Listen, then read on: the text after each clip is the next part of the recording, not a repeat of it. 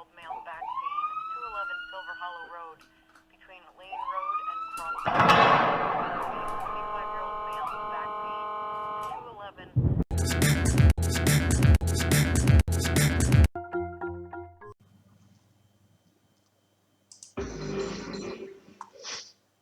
I'm Greg Hunter. Welcome to the USA Watchdog YouTube channel. It supports USAWatchdog.com. I'm a former investigative correspondent. I worked on ABC's Good Morning America and also on CNN on many of their platforms. I try to put out interviews and information that is above all accurate. As my slogan on the website says, I try to give you a clear picture of what's really going on. I hope you enjoy the channel, and I hope you subscribe. Thanks again. I'm Greg Hunter.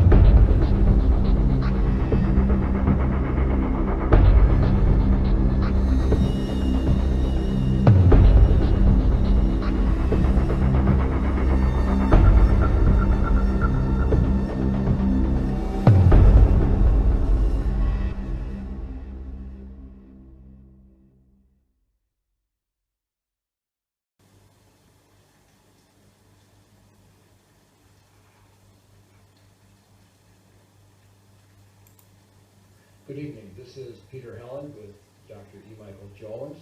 I think, Mike, it's been quite a while since you've been back on. A lot has happened. We're choosing to point out that you finished a book in between the last time, and it has many pages. And if I could we can jump into the theme of the book and then see where it corresponds to some of the themes of the show. I think we quoted from the book of Titus a lot, and I think that there's a lot of themes in Scripture. Obviously, you're given the position of kind of resourcing the Catholic Church somewhat, authors and that, to track this book, The History of Capitalism. But let's look at these scriptures here, and I don't know if they'd be helpful, if they'd be of help to help us understand how this book would be important to Christians. In Titus it says, for there are many, in chapter 1, for there are many unruly, vain talkers and deceivers, especially they of the circumcision, whose mouths must be stopped, who subvert whole houses, teaching things which they ought not, for filthy lucre's sake. Goes on and says, wherefore rebuke them sharply, that they may be sound in the faith, not giving heed to Jewish fables and commandments of men that turn from the truth. And then it closes in that chapter and says, they profess that they know God, but in works they deny him. I'm kind of asking you to see, if, as you talk about this book, is there something that your book does address that's relevant to a Christian as they read the scriptures and as they... Well, if you're talking about that particular passage, this book it's a history of capitalism, but it's also a sequel to my book, The Jewish Revolutionary Spirit. Right, and you said at one time it's the flip side of the same coin. It's the flip side of that coin. So the Jewish Revolutionary Spirit, to recapitulate, talks about the Jewish Revolutionary and how that began with the Jews confronting their Messiah. The Messiah comes to save the lost children of the house of Israel, and they have to make up their mind whether they're going to accept Jesus Christ or reject him. So the Jews who accept him became known as the Catholic Church. These are the people, the direct line of history, from Abraham to Moses to Jesus Christ to the church.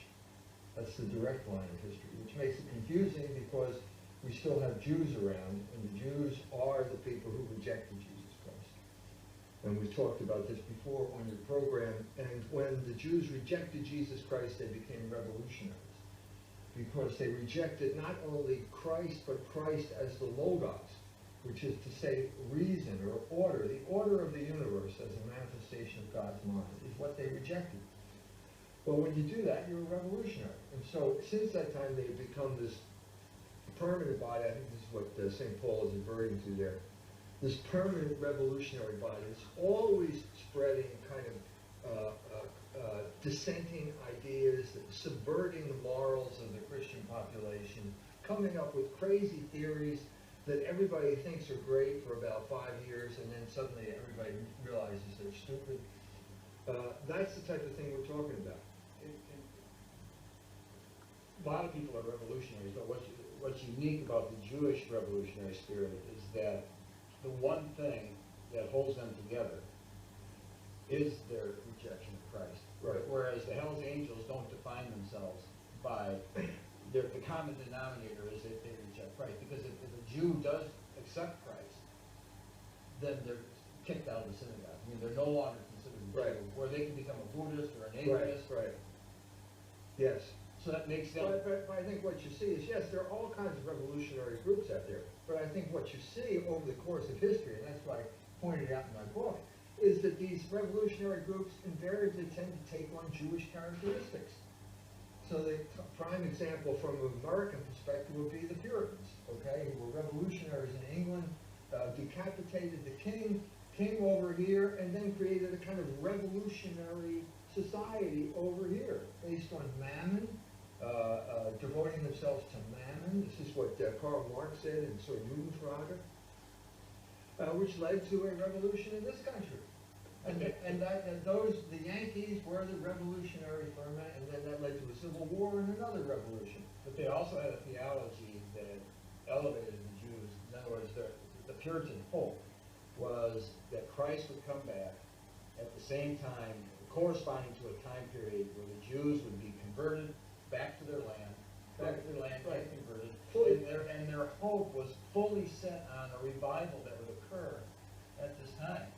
And a lot of people think Cotton Mather himself, so that's a crazy idea, but Right. it's Even though his father articulated that crazy idea. That side of the story, that's the revolutionary side of the story.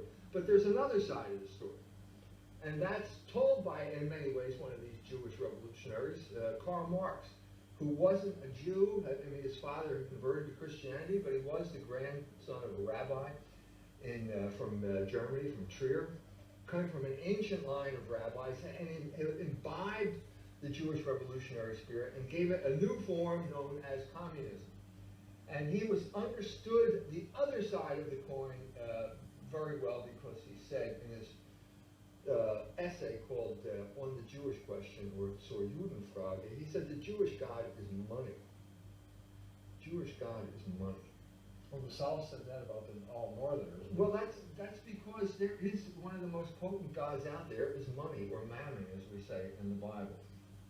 So what you see here are basically two parallel tracks. And so how can I symbolize this relationship? Balzac is walking through the streets of Paris in the 1830s, and there he sees Heinrich Heine and James Rothschild walking arm in arm through the streets of Paris. Now, from a Marxian perspective, if you're going to say that a revolution is based on class conflict, this makes no sense whatsoever.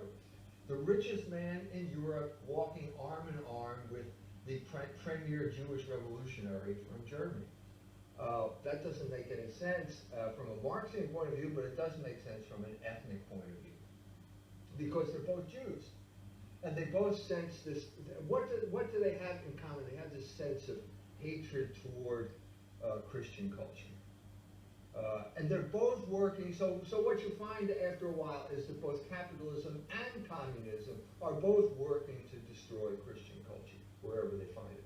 So a later manifestation of the same thing would be Jacob Schiff and Trotsky. Jacob Schiff, one of the richest Jews in New York City, and Trotsky, one of the most famous Jewish revolutionaries, collaborate. Schiff gives Trotsky money, Trotsky rents a ship, and got all these revolutionaries, they sail to Russia. Why are they going to attack Russia? Well, because it's the only Christian country left in Europe.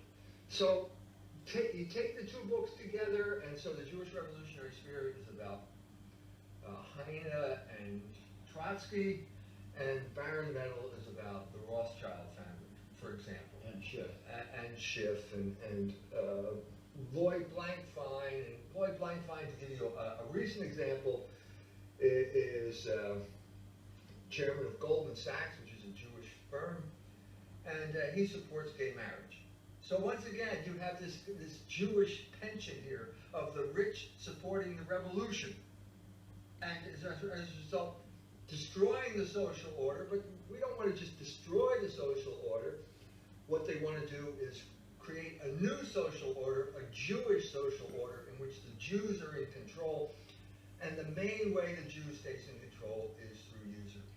And just Goldman Sachs, I was at the Heritage Foundation meeting in Atlanta, and a lot of people were really wanting Ted Cruz to be their top choice for president. But they also said, if you're going to vet a politician, you need to find out the spouse and who the spouse works for. And I brought up, well, Ted Cruz's wife is a vice president for Goldman Sachs. And what did the Heritage people say to that? Next question. Next question. Right, because the spouse and who she works for, they were saying, can determine a lot about what that politician's going to do. Sure. The spouse and who she works for, they were saying, can determine a lot about what that politician's going to do. Sure. So yeah, I mean, we could go down that road as well. But what I'm trying to say here is that we're dealing with two fundamentally different views of the economy, because we're dealing with two fundamentally different views of human nature, of man. And the two fundamentally different views are epitomized by the two alternatives for economies throughout the world. It's not capitalism versus communism, it's labor versus usury. Now, when you say the word economy, do you need to define how you define the word economy? The economy is all of the people in a nation. Let's define it the way Pesh would, as the function of a nation state. The people engaging in exchange of goods and services in the nation. All those people taken together make up the economy of the nation. All those people working, exchanging, making deals, and so on and so forth for throughout the nation. Okay. The combination of all those interactions is called the economy. Okay. And so, like for example, you were talking about the living wage. So basically, as I said, we have two choices in this world. And the two choices are to base the economy on labor or to base it on usury. And so the ancient world, to begin with, was based on slavery. Aristotle could not conceive of a world without slavery. He could not conceive of a philosopher without slavery, a slave doing all the manual labor that would allow him the leisure to philosophize. Well, he may be correct. I mean, we call people that have these jobs out here, we say they're not slaves, but we are heading, as you're correct in saying, we are heading back to the slavery of the Roman Empire. So slavery was one aspect of the Roman Empire, the other aspect is usury. And these two things go hand in hand because usury creates slavery. And the magic formula that does this is known as compound interest. And compound interest is such a magical thing. They once asked Einstein, if you had to come up with one idea, what do you think is the most brilliant idea you could come up with? And he said compound interest. Because if you're on the right side of compound interest, in other words, if you're a creditor, the money just pours into your pocket and you don't have to do anything. If you're on the wrong side of compound interest, which is to say if you're a debtor, well then you can do whatever you want and you're going to fall behind. Because nothing in this world can keep up with the inexorable nature of compound interest. So you put this together in an empire like the Roman Empire, which basically acquired wealth from plunder, wealth in the form of gold, plundering other countries, bringing the gold back to Rome. That gold ended up into the hands of wealthy people who would then lend it out at interest. And as a result, everyone in the Roman Empire, the overwhelming majority, started to fall into debt slavery. And so anyway, the warring barbaric Germanic tribes would come down, they crossed the Danube, they crossed the Rhine, they took over the Roman Empire, and they set up their kingdom. And what's a German love to do? He loves to chase pigs through the forest. So the Lombards set up and they started chasing pigs through the forest. And it would have remained that way forever, except for the fact that the Benedictines taught them how to engage in agriculture. So you're talking about the Christianization of these barbaric Germanic tribes over this period of time. When things got tough, when the Vikings showed up, or the Saracens, you could pull inside the monastery, kind of pull up the gates and wait out the siege and hope they'd go away. And then you go out and you start doing the stuff all over again. Over a certain period of time, this finally took root. The Germans decided to give up chasing pigs through the forest. They decided to raise pigs instead and have farms and so on and so forth. And as a result of this concentration of human labor, what results when you concentrate human labor? Wealth. Wealth started to arise in Europe. And it arose first in the city-states of Italy, because they were the most suited for this development at this particular time. So they got involved in manufacturing. And specifically, they got involved in the manufacturing that, in effect, created Europe, which was cloth manufacturing. And the Medici were a family who got involved in cloth manufacturing, so they made wool. And all of the economic developments that we have at the beginning of capitalism came from Italy and the problems that they had with the wool business. So, for example, one of the biggest markets, first of all, Italy does not have enough sheep to produce the wool, the cloth they need for their markets. So their markets were outside of Italy too, right? It was all of Europe. Yeah. It was basically all of Europe. And all of Europe, in a sense, was involved in the production of wool, and it was different kinds of wool depending on where it came from. So because the sheep were different, like the wool in the Danube Valley was tended to be more water resistant, and so it was good for outside garments. And the wool from someplace else was good. It took a really good black color, so the clerics used that a lot, and so on and so forth. But Italy was always the top of the market. It was the top end of the market. So they had to get their wool from England, and okay, that's traveling by ship. Okay, that's annoying to begin with. They had to sell it in northern Europe, in a place like a city like Brugge, which is now in Belgium. And at the beginning, when you had economic exchange, basically money was little pieces of gold or silver. And so what you had to do was carry bags of gold to a place where the buyers and sellers came together. Well, this is always a bad idea because someone can rob you along the way, and that's it.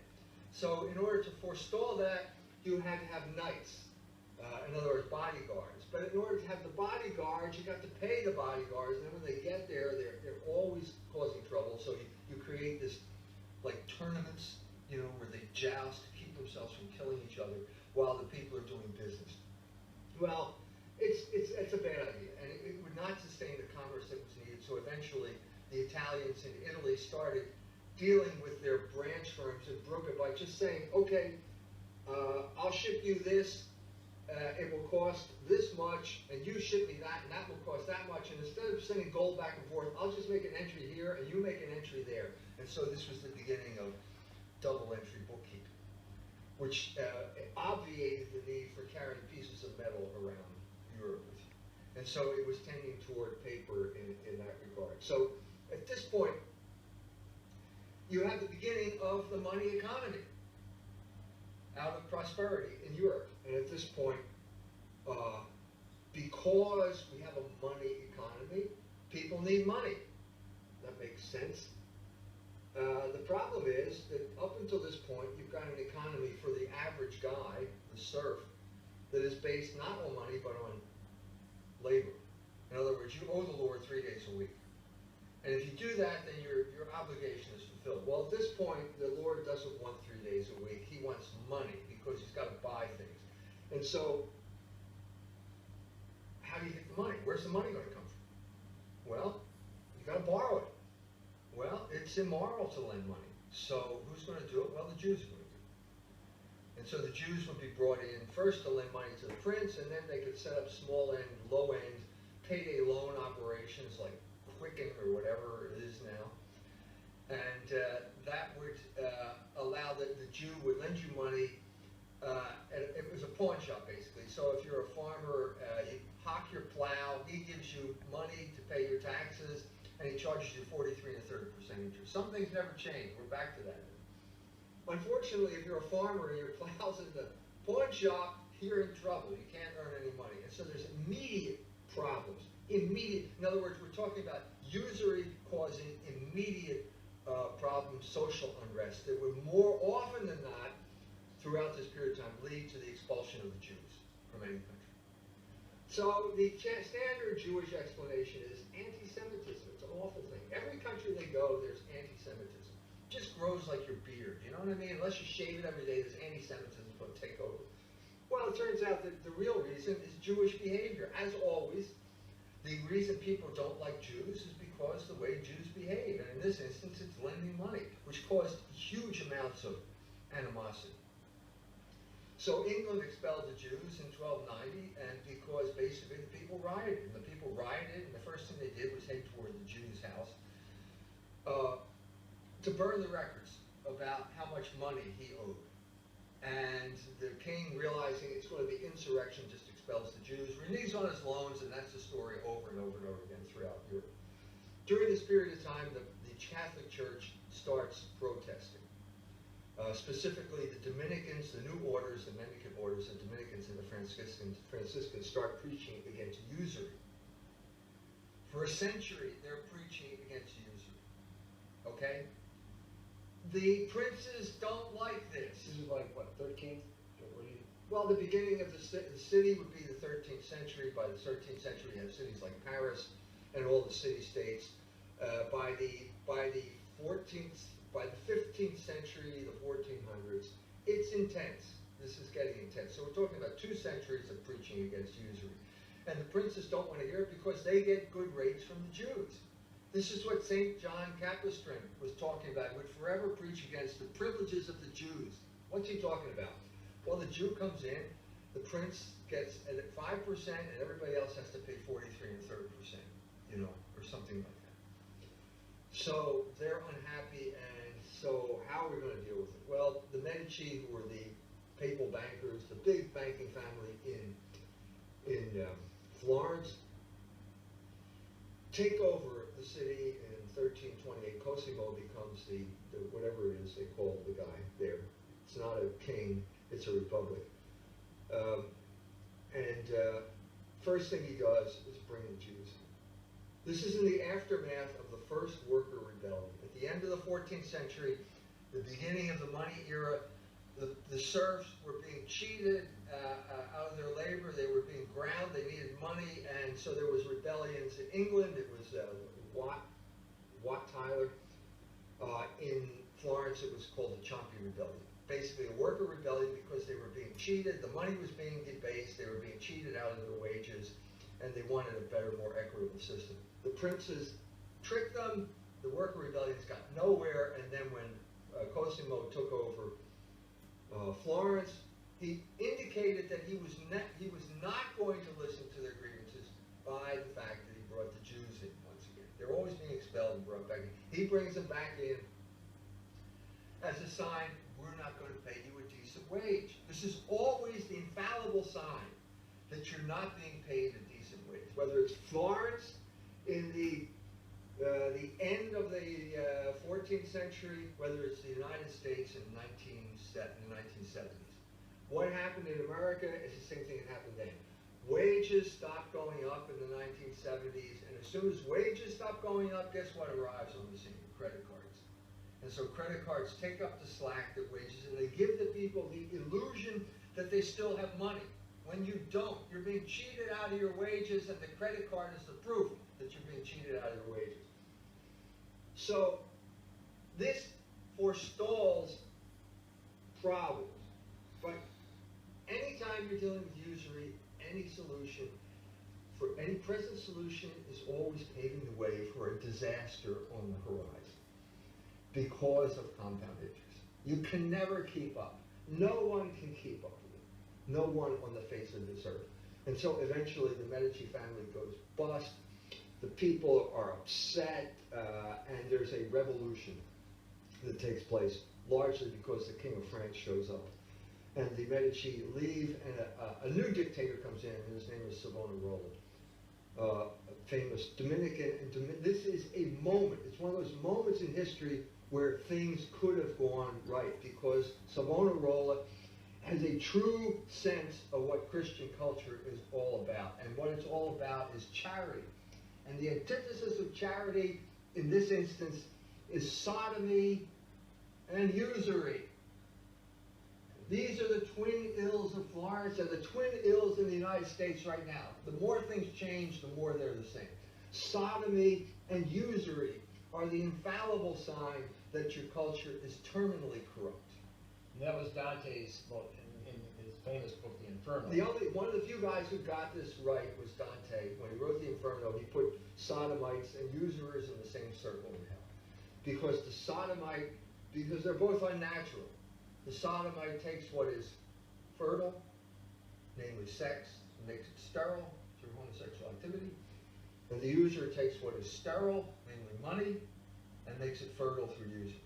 So they're both bad. And so Savonarola brings about a reform, a huge reform of behavior, symbolized by the bonfire of the vanities, where people would throw their mirrors, and Botticelli threw a couple paintings on it and burned them up, and repentance is on the horizon. Problem is, depending on your point of view, the Pope is probably the most corrupt Pope in the history of the Church, Alexander VI, Borgia.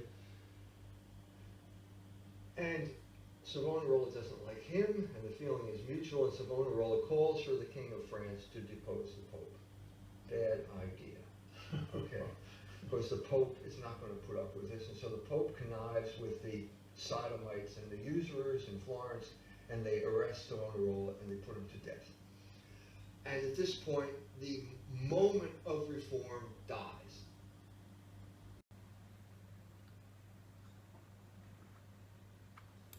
Because not even all the gold in America can keep up with compound interest. What is the, because people never think about it. I don't think people even think about compound interest and usury. People don't use the word usury. No.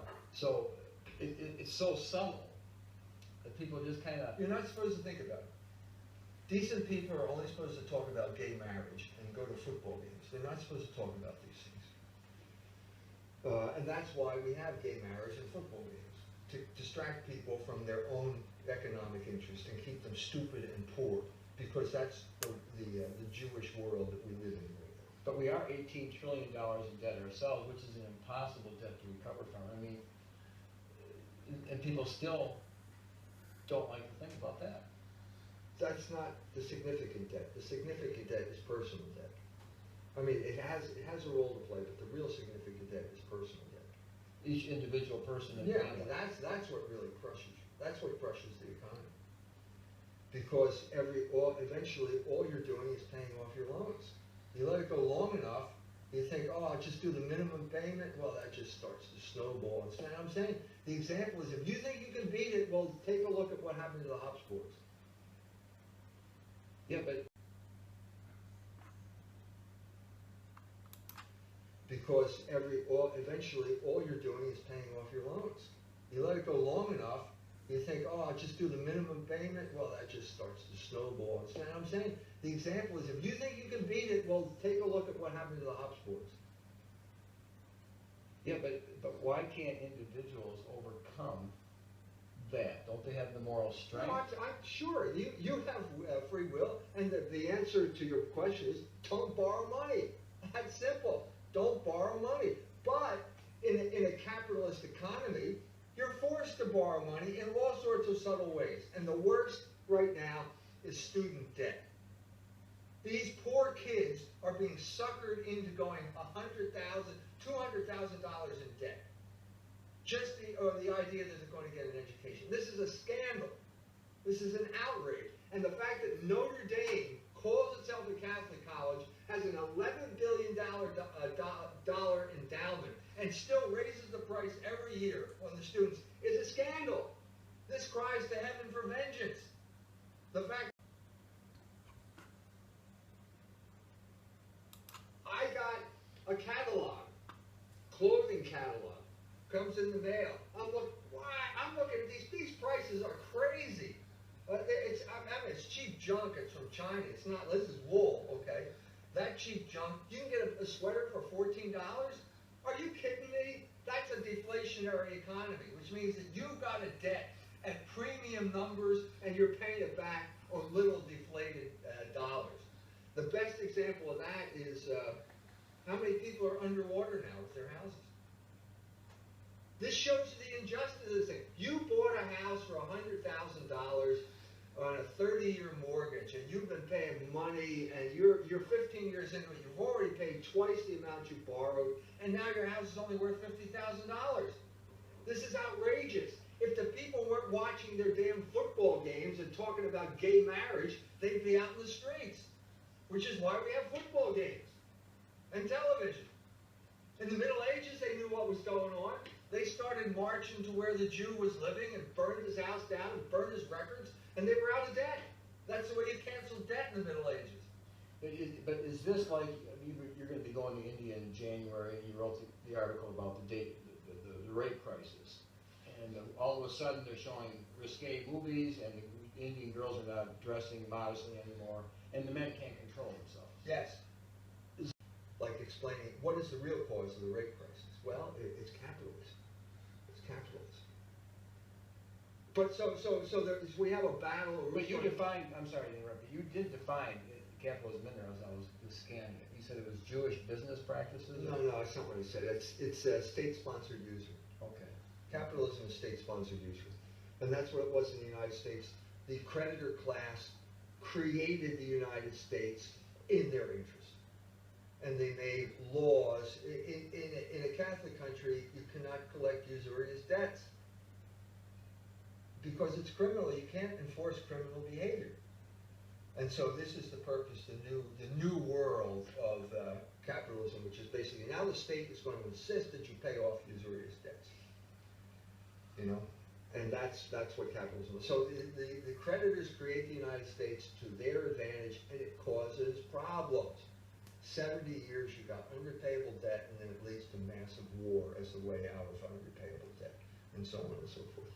So, you know, and that's what capitalism is. So the creditors create the United States to their advantage, and it causes problems.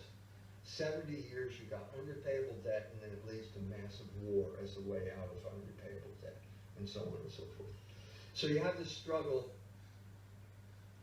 England conquers Spain. England defeats France, and then in the 19th century, it's England versus Germany. By the end of the 19th century, it's England versus Germany. Because Germany is the heir of the Holy Roman Empire, which is what the Benedictines created after the fall of Rome. And it's the only place on earth that still values labor.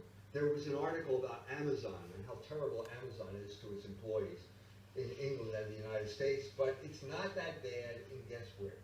Germany. Because they still stand up for workers' rights there in a way that they do not do in English-speaking countries. So that leads to, you know, eventually the Germans are defeated. During this period of time, Germany had to come into existence as a country. It was a bunch of principalities that had been conquered by Napoleon, caused a lot of soul-searching, and eventually Germany, the reason I'm here, and the reason at least half of me is here, and the reason half of you is here, is because the Germans did not provide decent, they were crushed by Napoleon, and they weren't providing any opportunity for wages earning a decent wage. Bishop von Kettler noticed this. He proposed reform. Bishop von Kettler is the founder of Catholic social teaching. He said the family is the unit of society. The criterion of a just wage is not how far down you can drive it. It's not a commodity like any other commodity that's a function of supply and demand. It is a function of the family, and so the criterion of a just wage is whether a man by himself can support a wife and children on his salary. That is the objective criterion. If that's not it, your society is not just. Well, guess what happened during this period of time? Just as we're talking about the 70s, what was the big dance craze in the 70s other than disco? It was called feminism. And what is the main tenet of feminism other than making a sacrament out of abortion? It is equal pay for equal work, which is code word for destroy the family. Well, because, that's why I'm going to Indy. I can go back from the future to the present. I'm like the guy who came from the future. I'm like Lincoln Steffens. I've been to the future and it doesn't work. This is your future now. Maybe they'll listen. We'll talk about it when I get back. okay, so we only have a minute or so left. That's the book. Baron Metal, go to culturewars.com and begin your liberation from the debt society, the debt slavery that the society is creating for you. culturewars.com. Okay. Your article, it's about a 40-page article on both of those trips. Tonight, I think we're going to focus a little bit more on your talk in Berlin. Yeah. Okay. But they're related. I mean, basically, we're talking about the same zeitgeist here, I think, throughout the world now.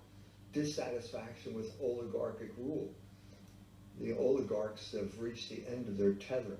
I arrived and spoke in London 2 days after the Brexit vote. And the people that I was speaking to were basically celebrating the leaving of the European Union. That's a protest against the oligarchs. That's the way the English are protesting the oligarchs. And Germany is a completely different situation. Completely the other side of the whole story there, the center of the European Union, they're the people that control the European Union, but there's a different kind of protest going on there as well. Is there traditionally they had two wars. World War I, English against the Germans. World War II. Is there a dynamic? I mean, they're at the core of the EU and Britain's getting out? No, well, I mean, if you go back to World War I was about who's going to rule the world. That was very simple. Over the course of the 19th century, Germany had united for the first time really in history. All of the German principalities had united. They had created a tariff, an external tariff against cheap English manufacturers. At this point, they started paying decent wages. The Bismarck, listening to Bishop von Kettler, instituted Social Security and health insurance. At this point, the German workers stopped emigrating to places like America. The reason I'm here. Where we came over. Half the reason I'm here anyway was the German half. When they concentrated German labor, German productivity just took off. And by 1910, Germany had surpassed England in every single category of industrial production. So that was bad enough, but in addition to that, the Kaiser, having dismissed Bismarck as the best advisor, started challenging Britannia's rule of the waves by building battleships. That was a fatal mistake. When he did that, Churchill and Lord Grey decided that they were going to lure Germany into a war to destroy the German alternative to English capitalism. And that's what World War I was about, and World War II was just the sequel to finish off the job. So it was a Pyrrhic victory for England. England destroyed itself in the process of trying to destroy Germany. That was the end, and that was the rise of the American Empire in its place, the sea power that was going to replace Britannia's rule of the waves. And at that point, Germany became a colony of the United States, conquered, subjected to ruthless forms of social engineering. So that's sort of the context. There's Germany is awakening to the fact that they were subjected to social engineering. And they're starting to understand the ramifications of that. And Berlin is, when it comes to social engineering, Berlin is ground zero. That was a unique situation. It was kind of the laboratory where you tried out the experiments on the German guinea pigs. And if it worked in Berlin, then you would use it in the rest of Germany, you use it elsewhere. People don't know, but I majored in German at Notre Dame. And I spent a year in. With, I think, is a counterproductive way of, get white racism as the antidote to anti-white racism. But it's not that dissimilar from Indiana, in the sense that both countries, both places were subjected to basically looting in the late 70s, early 80s, when the leveraged buyout kings like Jimmy Goldsmith would loot British industrial infrastructure, cut it up, sell it off. The worker gets kicked out, and I mean, England has never been friendly to the worker. England has always been a place that exploited labor. Well, that was the whole Charles Dickens, right? Absolutely. The 19th century has literature, all sorts of literature about the exploitation of labor. Engels wrote a book about the working class, the parlous condition of the working class in England in the middle of the 19th century. He linked up with Karl Marx. Karl Marx was living in London at the time, working at the library there. And also, I mean, Heinrich Fesch, the German Jesuit, when he got kicked out of Germany because of the Kulturkampf, he went to England. Everybody knows that the English were notorious for exploiting labor, because it's a tradition there, all the way up to Margaret Thatcher and the coal miners, the brutal way she dealt with them. So these are the people who have been abused by their own system, and now, but they don't have they really don't have an alternative. But the World War I, if you could put it on another level, there was an argument. Germany was saying, we're better. Our system is better. No, they were better. There's no question. Right. All of the facts were on Germany's side. They simply outproduced England because they understood better than the English that labor is the source of all value. And German labor is the biggest asset Germany has. They have virtually no natural resource. They got coal and iron in the Ruhr. They have no gas, no oil. They have to import all this type of stuff. But they have they have German labor, which is high quality. But why is there a difference? I mean, the way they structure themselves, their theory behind, their philosophy. Why is there a difference? It can't be because they're genetically. No, it's not biological, it's cultural. Basically, it goes all the way back to the Holy Roman Empire, which was the successor of the Roman Empire. And what was that? It was all of these principalities in the middle of Europe that suddenly were operating according to a new principle that valued labor. And that was the motto of the Benedictines, which is basically ora et labora. No one in the history of the human race had ever taken labor seriously. The Greeks, much as I admire the Greeks, felt that manual labor was something that slaves did so that people like Aristotle and Plato could be philosophers. Benedict changed all that with the monasteries and made work an integral part of the life of the monks there. And then Germany internalized. Germany internal. I was there. I mean, we've talked about this before, but I rode down the Danube. And if you row down the Danube, you see all these Benedictine monasteries.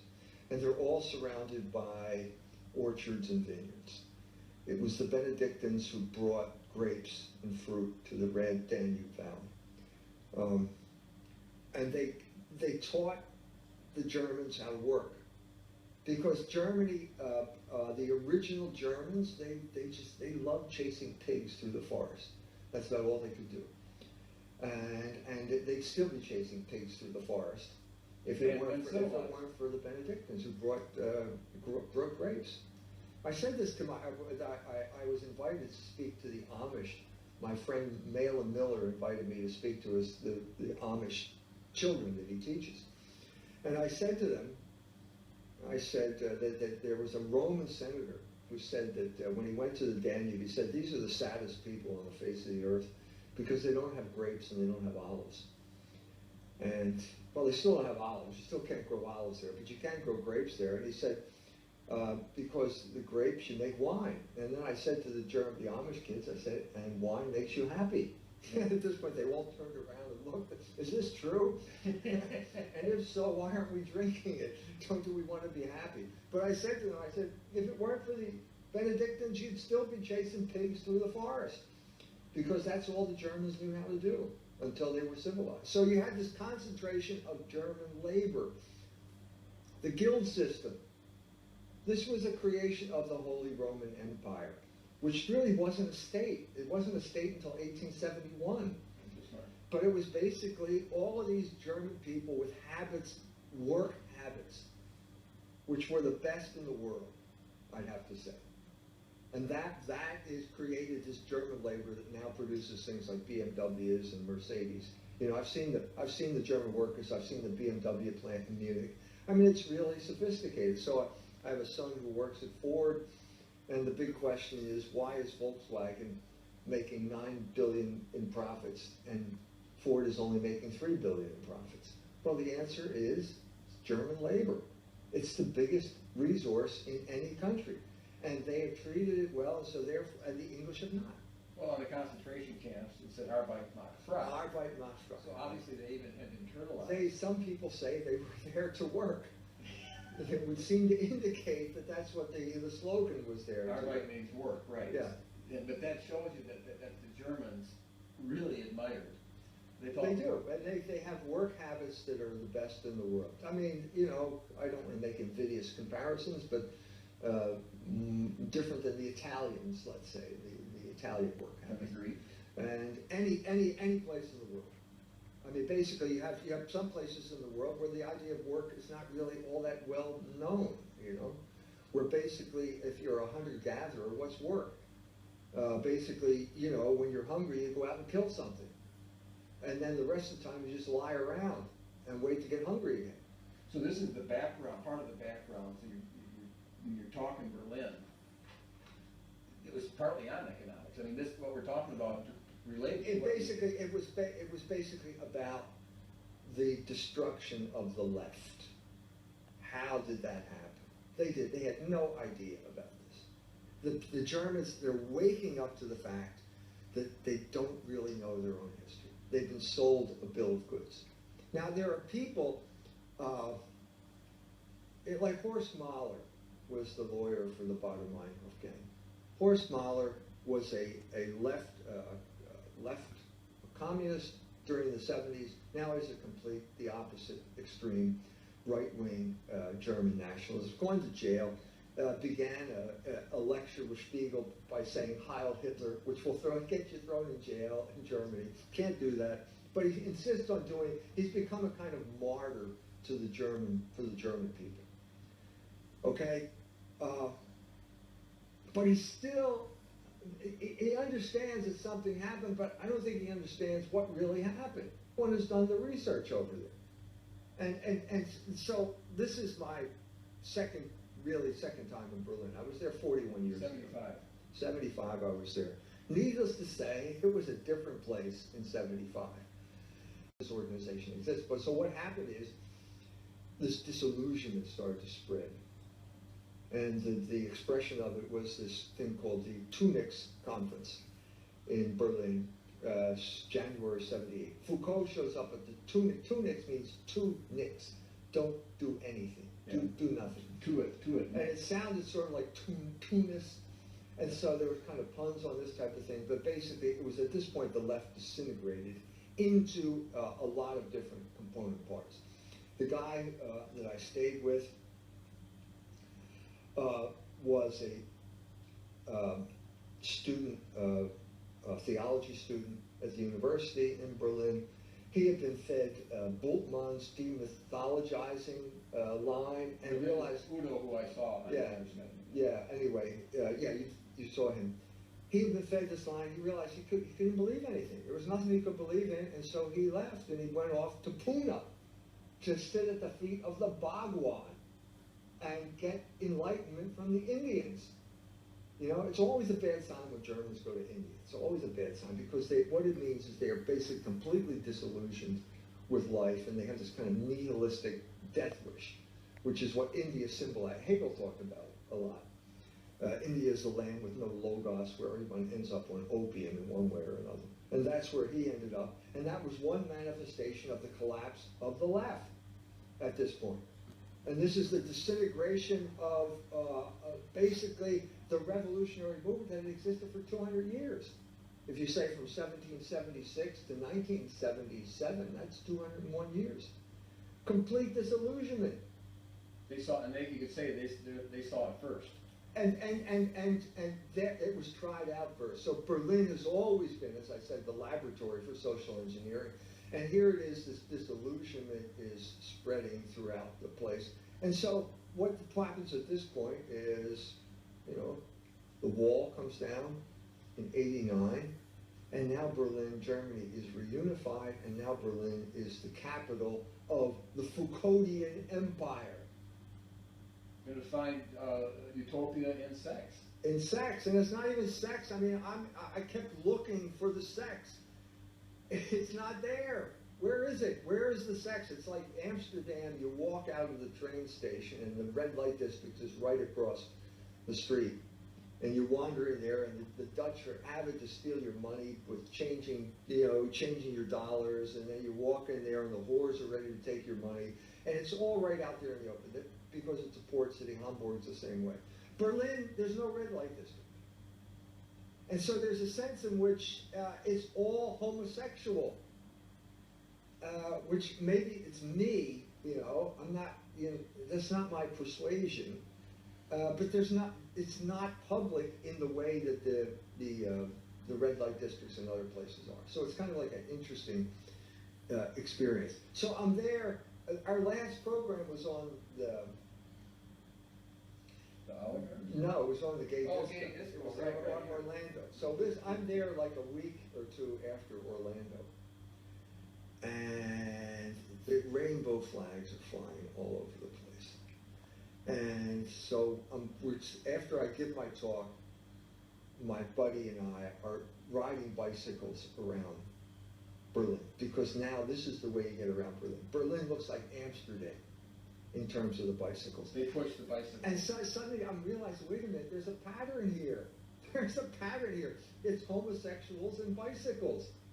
That's the new world order.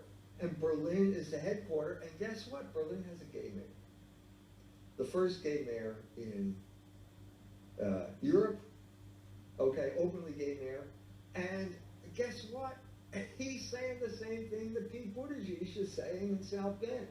A little bit different, but his slogan, famous slogan, his name is Klaus Wowereit, and his famous slogan is, "Wir sind arm, aber sexy." We're poor, but we're sexy. Now, what does that mean? What does that mean? It means we're having fun. Yes. We're having fun, so that's all that counts. That's right, and what it really means is you're getting crap wages, which is exactly what Pete Buttigieg said in the New York Times. Remember we were talking about this the last time. Pete is anointed by the oligarchs as the first gay president. Let us down. And so what is his job here? His job here is to take over South Bend, the Catholic, ethnic, industrial, post-industrial powerhouse of the Midwest, isolationism, the whole thing. This is the challenge, and now it's going to be transformed into the gay disco. America is a gay disco. Frank Bruni says this after the Orlando shooting. Berlin is already a gay disco.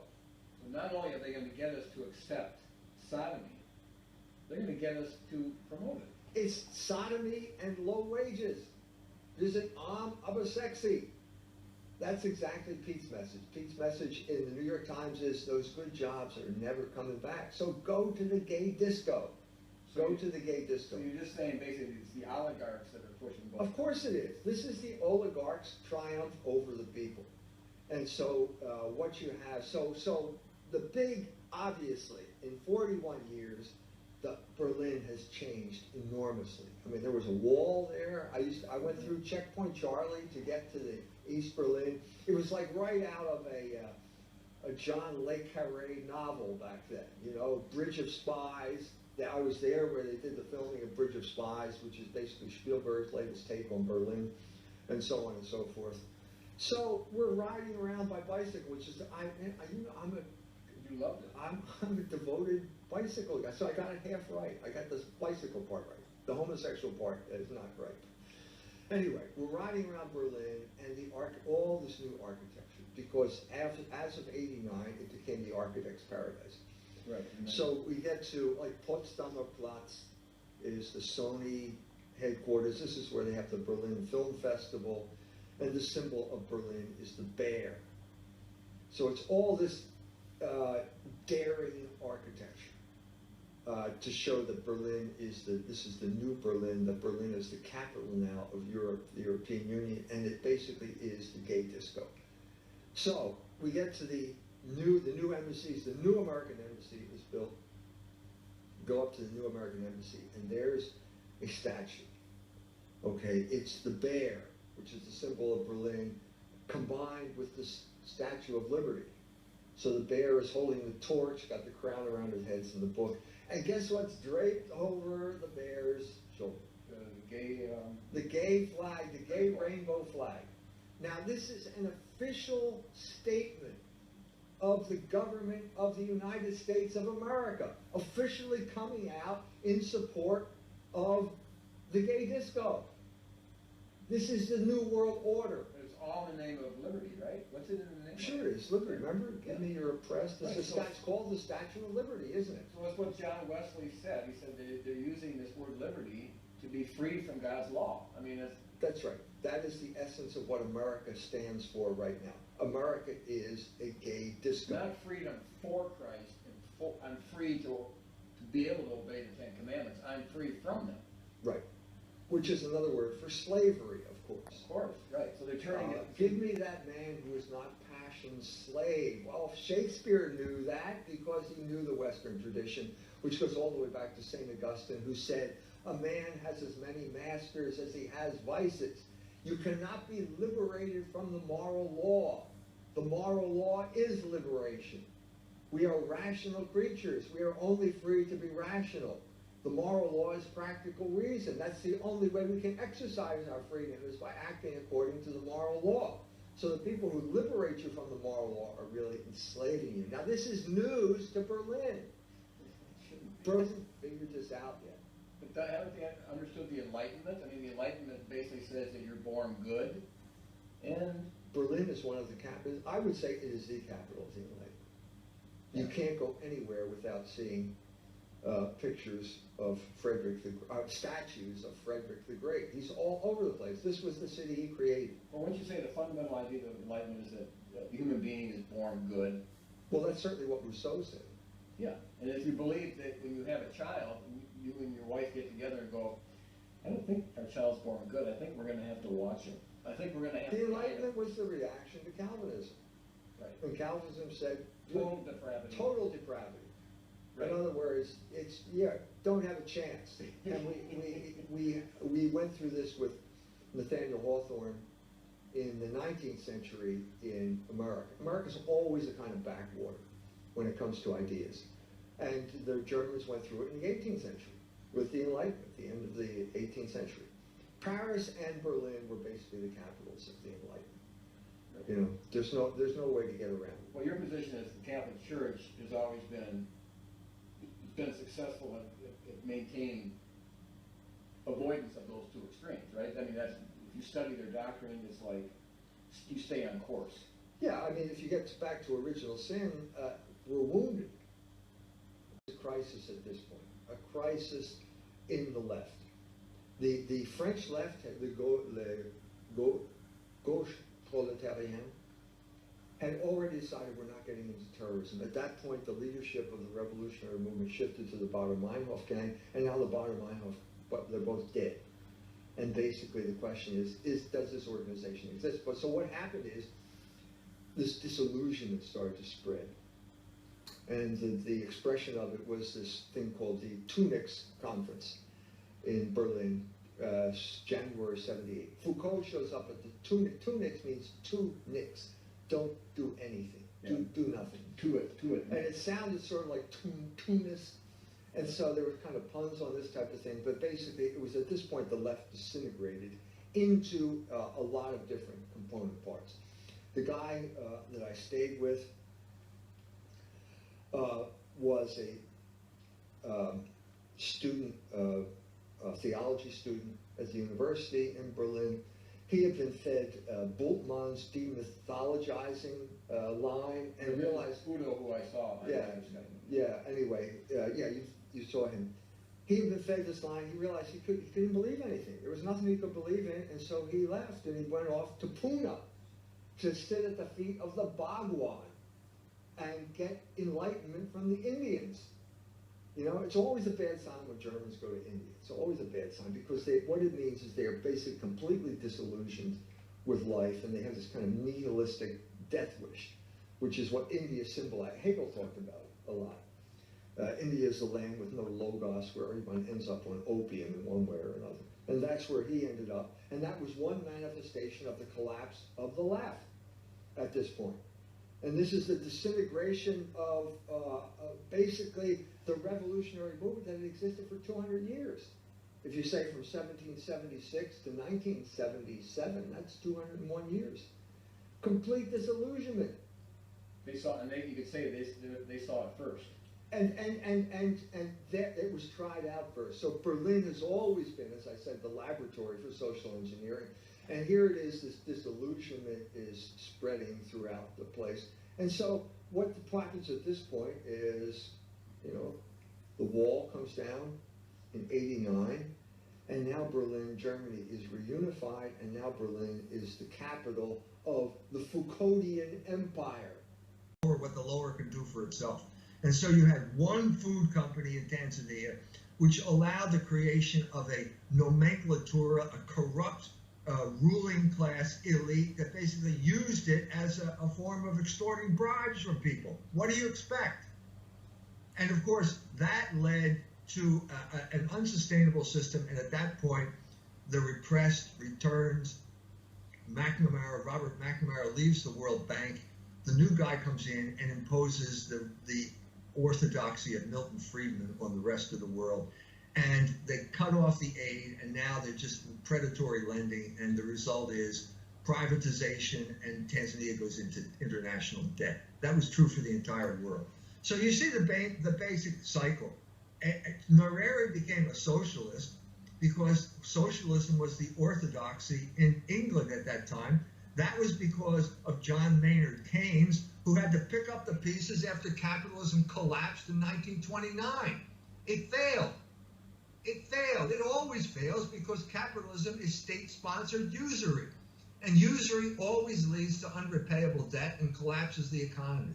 Always happens. That's basically the story of my book. Okay? So now that would be going too far. Okay. The reinjection of morality came with Bishop von Kettler. Okay. His book, Das Christentum und die Arbeiterfrage, came out in the same year as Karl Marx's Das Kapital. Okay? And it was at this point, Pesch seized the really tremendously deleterious effect that capitalism is having on the German worker, because these are the people in Mainz who are his parishioners. These are his flock. And they're being ground into dust because of one simple thing called the iron law of wages, which is basically you can treat labor like any other commodity and just drive the price down until the point which they reached in Germany, where the standard wage was not enough to sustain a working man, and most principally a working man as the father and head of a family. This is precisely what happened in Florence under the Medicis. They drove the wages down to the point where the working man could not support a family. When this happens, that's the end of the workforce, because guess what? If you can't have children, there's no future. And if there's no future, there are no workers. And so by the by the beginning of the 16th century, Florence was the museum that it is today. It stopped being the economic powerhouse that it was in the 15th century. It became the museum it is today because they basically destroyed their own workforce. And they got into banking, they got out of cloth manufacturing, and got into banking, and that's the story of every single country that has gone down this road since that time. Holland, England, America. That's when you were reading that C.D. Jackson passage about America selling washing machines. I found myself thinking, this feeling of nostalgia came over, and you diverted it into non-productive uses of money, and the result was basically they felt the economy got out of control, too much debt, inflation, and that allowed the entrance of the villains like Paul Volcker, who created a hugely predatory system of the leverage buyout and cheap money to basically gut the great industrial powerhouse of the United States for short-term gains. And this is just when they're, of course, the trial analysts are sitting. Mi más psicotrópico saludo. Esto ha sido Enigma 5 para todos vosotros. Hasta pronto.